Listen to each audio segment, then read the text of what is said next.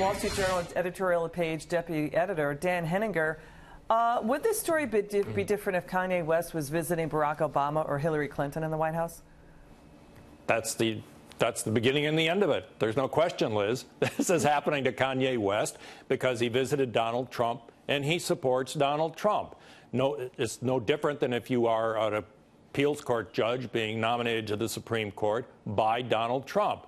Therefore, you have to be denounced, you have to be ostracized, and you have to be driven out of politics. And dehumanized. And dehumanized. And no language is off the chart. I mean, they can say whatever they want, which they're doing with Kanye West. I have to say, I wouldn't want to get into a war of words with Kanye West, which is what they seem to be doing. But that's the reality. He said something nice about Donald Trump. He has to be driven out of the public. But he's not allowed to have his opinions, right? His opinions are not allowed to have any resonance. They're not talking. Kanye West was out there talking about welfare. He was talking about the amount of violence in the inner city. He was talking about growing up, jobs. Have any of them discussed any of that? No. It's simply the fact that he appeared in the same room with Donald Trump. Let's listen to conservative commentator Molly Hemingway weighing in. Watch. I think there is something in our culture where there's a lot of criticism of being a conservative, a ton of criticism for being a Trump supporter. But if you can withstand that criticism, there is something empowering about it. I think the reason why you're seeing so much negative reaction, you have a very prominent black celebrity aligning himself with the president, and there is something very threatening about that, not just in terms of celebrity, but also in race issues. And you're seeing a lot of polls where you have like tons of Hispanics supporting Ted Cruz. Donald Trump himself got more black votes than Mitt Romney. There's something that people feel very nervous about when people do not play the parts they're supposed to. Okay, we've had media attacks on Kanye West. We've had violent extremism, right? The violence coming out of the mob mentality. We've had so much more going on. How does this play with mainstream America?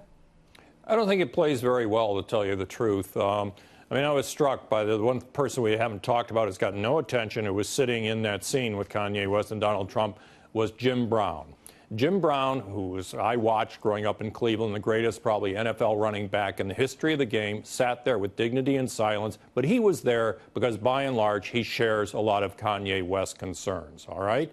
And Brown has tried to elevate many of those concerns. Kanye West did it, and yet most of the liberal media simply will not talk about any of those subjects. And as Molly was suggesting, that is the nature of the politics we're in today. They are not going to debate conservatives about substance anymore. They're going to try to take them down in terms of personality through mockery and ridicule. I don't think that plays with the general population at all out there in the electorate. You know, they try to say that Kanye West is illiterate, too, and has mental faculties were off. I mean, are they doctors? Can they diagnose him? By the way, Kanye West's father was a major photojournalist at the Atlanta Constitution-Journal, and his mother was a teacher.